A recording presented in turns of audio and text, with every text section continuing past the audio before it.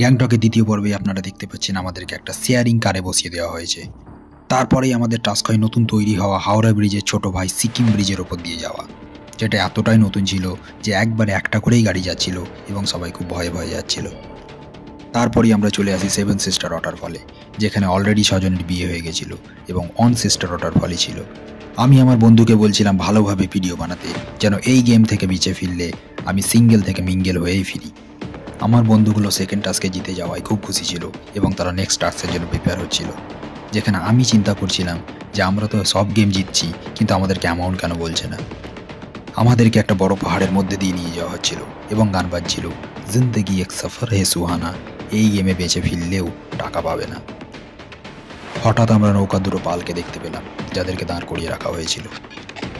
তারপরেই আমরা চলে এলাম একটা জায়গায় যেখানে সব ধরনের অ্যালকোহল খোলাখুলি বিক্রি হচ্ছিল, কারণ এখানে এগুলো খেয়েই সবাই নাচেন, তার জন্য এর নাম লাচেন।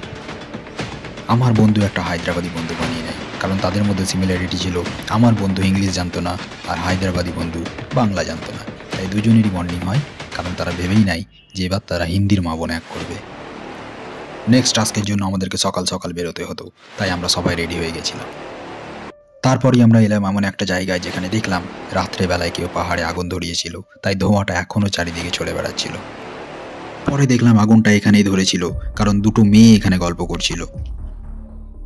রাস্তায় বেরিয়ে দুটো এলভিস ফ্যানকে দেখে বুঝতে পারলাম যে আগুনটা মেয়ে দুটো না, এই দুজন ধরিয়েছে। তারপরই আমরা বেরিয়ে পড়লাম আমাদের নেক্সট ডেস্টিনেশন গুরুদংমাল লেকের উদ্দেশ্যে। হঠাৎ অবাক হলাম যখন দেখলাম অনুব্রতের গরুগুলো বাংলাদেশের বদলে এখানে ছেড়ে দেওয়া হয়েছে এবং তারা দিব্যি চড়ে বেড়াচ্ছে। তারপরই আমরা চলে আসি গুরুদংমাল লেকে, যেখানে এতটাই হাওয়া ছিল যতটা হাওয়াতে আমরা 11-12-এ উড়েছিলাম। এরপরই আমরা বেরিয়ে যাই কালা পাথর দেখার জন্য, যেখানে আমরা দেখতে পাচ্ছিলাম কালা পাথরকে সাদা করবার জন্য তাতে কেউ পাউডার ছড়িয়ে দিয়েছে।